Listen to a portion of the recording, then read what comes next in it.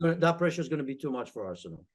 We were going to do Newcastle on any other business, but I have a feeling we'll get to revisit that anyway, because we're running out of time and I'd really like to get some of these questions answered from our viewers. And thanks so much for being along with us and for all the lovely comments you've sent us. Let me pull a few of these out, Janusz. What would affect the teams more due to the Winter World Cup? Players who don't go to the World Cup not being up to the pace of the Premier League after the extended break, or players being fatigued after a longish run into the final stages of the World Cup?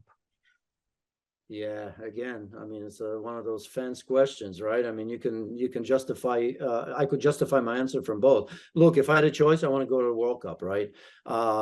Psychologically, you're at the biggest stage. You think of yourself as one of the best in the world. You're competing in a competition that others would die for to be there, right? So look, some are going to be, again, flying high because they're going to get there deep. There's going to be an element of disappointment for these players, for sure, because if you don't win it, then yes, part of you is going to be disappointed. But I go to the World Cup. I think it's more difficult sitting back home, not playing competitive football, and watching your friends or teammates on television and thinking, man, I would love to be there, right? So I think that's more difficult. But again, I mean, you can justify maybe less chance of getting injured. But no, going to the World Cup, I think it's better. I think it's going to affect the players staying home because you know, who they're going to be training with, right? A lot of these teams are going to be decimated by their teammates and friends going to the World Cup. I think it's tough.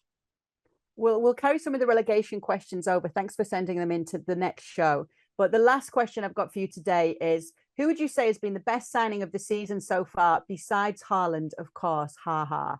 But anyway, there's a few names mentioned here if you'd like to pick one of these. Eriksen, Martinez, or Anthony for United, Pope from Newcastle, Cody, Everton, Perisic, Spurs, Gabriel Jesus, Arsenal, or is there somebody else that stands out?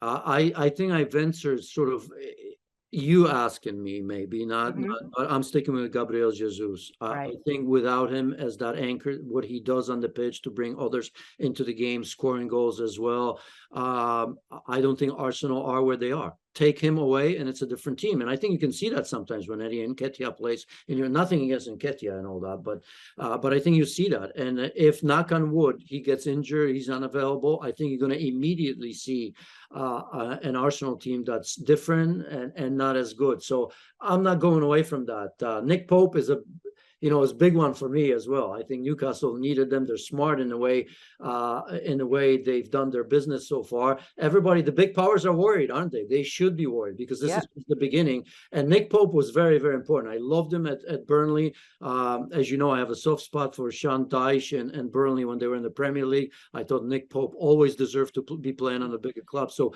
he would be, close second for me out of that group that you just read.